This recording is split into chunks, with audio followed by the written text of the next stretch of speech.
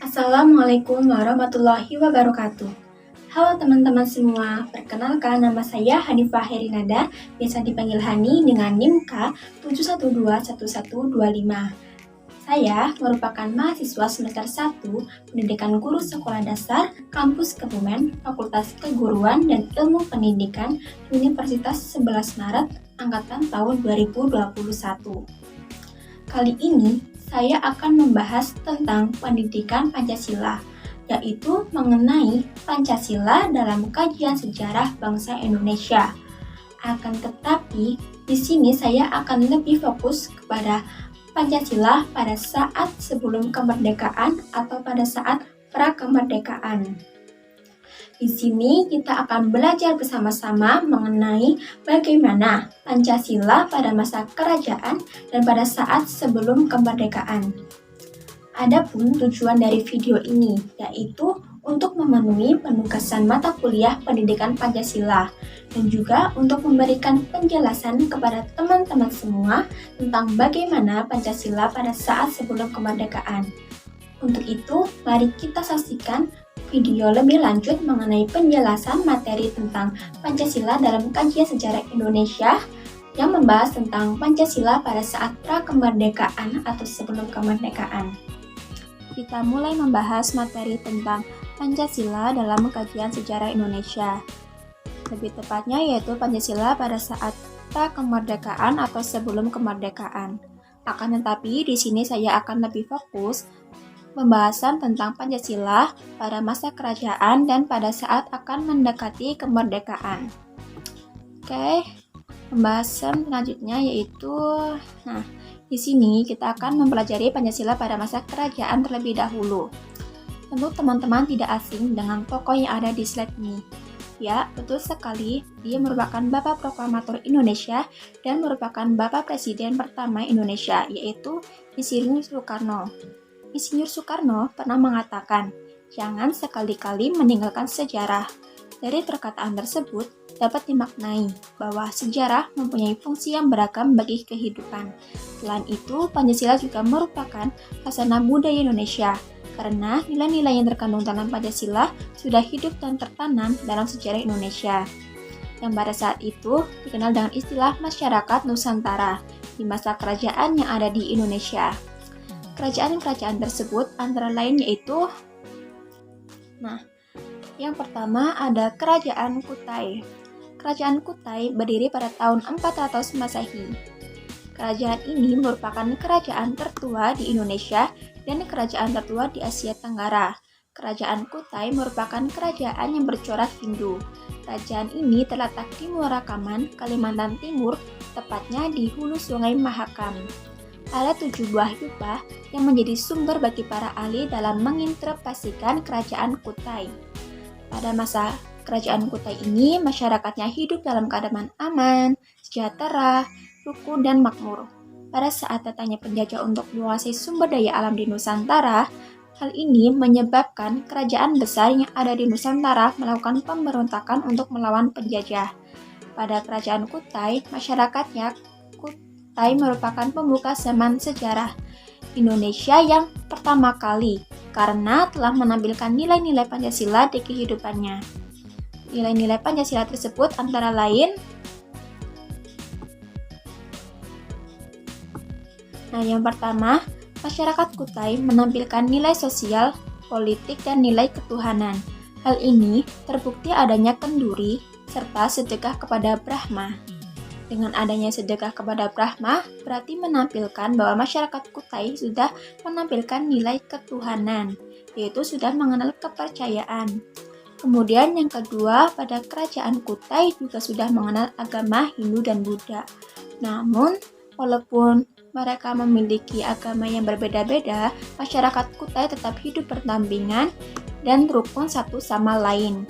Hal ini seperti nilai Pancasila yang ketiga, yaitu Persatuan Indonesia. Kemudian, yang kedua ada Kerajaan Sriwijaya. Kerajaan Sriwijaya berdiri pada abad ke-7. Pada saat itu, Kerajaan Sriwijaya merupakan kerajaan terbesar di Nusantara. Di bawah kekuasaan Mangsa Sailendra, dikenal sebagai kerajaan maritim yang mengadakan jalur perhubungan laut. Sistem perdagangan telah diatur dengan baik. Juga sudah terdapat badan yang mengurus pajak, harta benda kerajaan, kerohanian yang menjadi pengawas patung-patung suci sehingga kerajaan dapat menjalankan sistem negaranya dengan nilai-nilai ketuhanan. Adapun nilai-nilai dari Pancasila yang terdapat pada Kerajaan Sriwijaya selain yang disebutkan tadi, yaitu pertama, nilai persatuan. Nilai persatuan terlihat dari Kerajaan Sriwijaya yang berkembang pesat dan maju. Di sini tampak para masyarakat Kerajaan Sriwijaya menjaga kekompakan dan kebersamaan sehingga membuat Kerajaan Sriwijaya menjadi maju. Kemudian yaitu pada nilai ketuhanan, terlihat dari fungsi Kerajaan Sriwijaya ini sebagai pusat agama kerajaan-kerajaan di Asia Tenggara. Sehingga inilah menyebabkan kejayaan besar bagi Kerajaan Sriwijaya. Tidak hanya itu, nilai ketuhanan juga terlihat dari masyarakat Sriwijaya yang hidup berdampingan walaupun memeluk kepercayaan yang berbeda. Nah, yang ketiga ada nilai keadilan sosial. Nah, ini tertampak pada Kerajaan Sriwijaya yang menjadi pusat pelayanan dan perdagangan yang telah diatur dengan baik, sehingga rakyatnya hidup dengan makmur. Berarti di sini pemerintah Kerajaan Sriwijaya sudah mementingkan kesejahteraan masyarakatnya. Ya, menurut Mr. Muhammad Yamin, Kerajaan Sriwijaya juga disebut sebagai negara Indonesia pertama dengan dasar kedaulatan. Hal ini dapat ditemukan dari nilai-nilai Pancasila material yang paling berkaitan satu sama lain. Contohnya, yang pertama yaitu nilai persatuan yang tidak terpisahkan dengan nilai ketuhanan yang tampak pada raja sebagai pusat kekuasaan dengan kekuatan religius yang berusaha mempertahankan kewibawaannya terhadap para datu. Kemudian yang kedua yaitu nilai kemasyarakatan dan ekonomi yang terjalin satu sama lain dengan internasionalisme dalam bentuk hubungan dagang yang terbentang dari pedalaman sampai ke negeri-negeri seberang laut, pelabuhan kerajaan, dan Selat Malaka. Baik, kita akan lanjut ke kerajaan ketiga.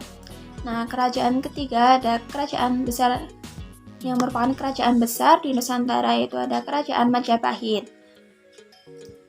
Nah, kerajaan ini merupakan kerajaan besar yang ada di Indonesia. Di bawah kekuasaan Prabu Hayam Wuruk dan Apati Mangkubumi, Gajah Mada telah berhasil mengintegrasikan Nusantara dengan kekuatan religio magis. Ikatan sosial kekeluargaan terutama antara kerajaan di Jawa dengan Sang Prabu dalam lembaga Pahom Narandra, sumpah yang paling terkenal pada Pati Gajah Mada yaitu Sumpah Palapa, di mana sumpah ini yang berisikan ingin menyatukan kerajaan-kerajaan kecil pada masa itu untuk menjadi satu kerajaan yang besar. Dari hal tersebut juga sudah terbukti bahwa nilai-nilai Pancasila sudah diterapkan. Wujud lain dari penerapan nilai Pancasila pada kerajaan ini yaitu yang pertama, konsep Bhinneka Tunggal Ika sudah diterapkan dalam Kerajaan Majapahit yang tertulis dalam Kitab Sutasoma karya Empu Tantular dengan nama Bhinneka Tunggal Ika Tanhana Dharma Mangrua, dengan tujuan menyatukan masyarakat Majapahit dengan adanya perbedaan agama dan budaya. Ini sudah seperti nilai Pancasila yang ada di Indonesia sekarang. Kemudian, istilah Pancasila sudah dikenali yang terdapat dalam buku Negara Kertagama karangan Prapanca dan buku Sutasoma karangan Empu Tantular. Dalam buku tersebut, istilah Pancasila di samping mempunyai arti berbatu sendi yang 5 dalam bahasa Sanskerta, juga mempunyai arti sebagai pelaksanaan kesusilaan yang 5 atau Pancasila Krama. Isi dari Pancasila Krama sendiri yaitu yang pertama, tidak boleh melakukan kekerasan. Kemudian yang kedua, tidak boleh mencuri. Yang ketiga, tidak boleh berjiwa dengki. Yang keempat, tidak boleh berbohong. Yang kelima, tidak boleh mabuk dan minuman keras.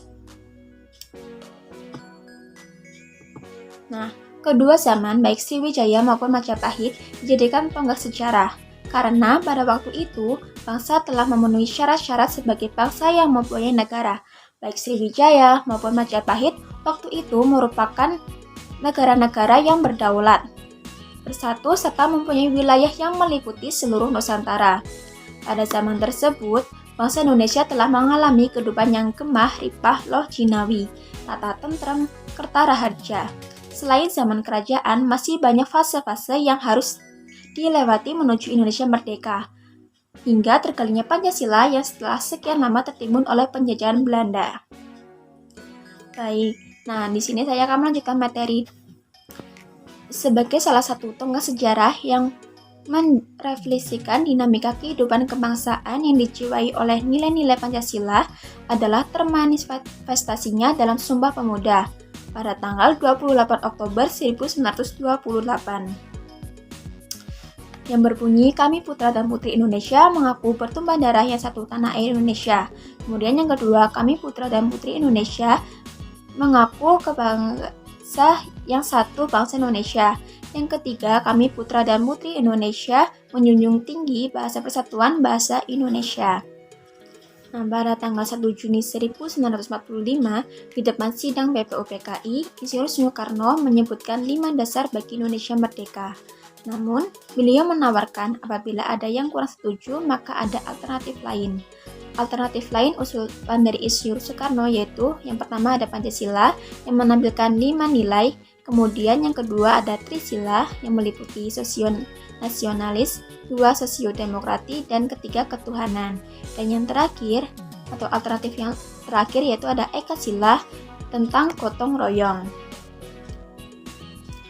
Baik, kemudian setelah sidang BPUPKI pertama dilaksanakan, terjadi perdebatan sengit yang disebabkan perbedaan pendapat. Karena apabila dilihat dari lebih jauh, para anggota BPUPKI terdiri dari elit nasionalis netral agama dan elit nasionalis Muslim, juga elit nasionalis Kristen. Elit nasionalis Muslim di BPUPKI mengusulkan Islam sebagai dasar negara karena masyarakat Indonesia mayoritas beragama Islam. Namun, dengan kesadaran yang dalam, akhirnya terjadi kompromi politik antara nasionalis netral agama dengan nasionalis Muslim untuk menyepakati Piagam Jakarta pada tanggal 22 Juni 1945 yang berisi 7 kata yang dimana kata dengan kewajiban menjalankan syariat Islam bagi pemeluk-pemeluknya diganti menjadi ketuhanan yang Maha Esa. Nah, ini merupakan rumusan dasar negara Piagam Jakarta atau Jakarta Charter. Yang pertama, ini sebelum ada perubahan ya. Yang pertama ada ketuhanan dengan kewajiban menjalankan syariat Islam bagi pemeluk-pemeluknya. Kemudian yang kedua, kemanusiaan yang adil dan beradab.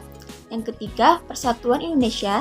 Yang keempat, kerakyatan yang dipimpin oleh hikmat, kebijaksanaan dalam permusyawaratan perwakilan. Dan yang kelima, keadilan sosial bagi seluruh rakyat Indonesia. Karena tadi ada kompromi politik antara elit nasionalis Muslim dan elit nasionalis netral, maka sila yang pertama diubah menjadi ketuhanan yang Maha Esa. Nah, pada awal kelahirannya, menurut Oham dan Andi Hadian, Pancasila tidak lebih sebagai kontrak sosial. Hal tersebut ditunjukkan oleh sengitnya perdebatan dan negosiasi di tubuh BPUPKI dan PPKI ketika menyepakati dasar negara yang kelak digunakan Indonesia merdeka.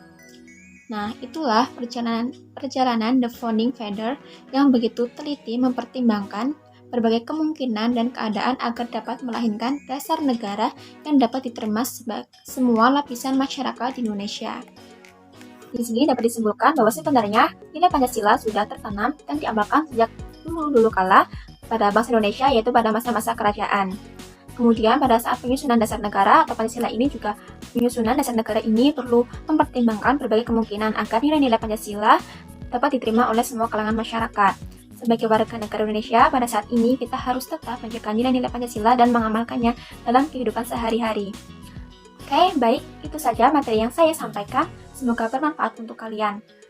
Terima kasih untuk kalian yang telah bersedia menonton video pembahasan kali ini. Saya mengucapkan minta maaf apabila ada tutur kata yang salah dan kurang berkenan di hati kalian. Wassalamualaikum warahmatullahi wabarakatuh.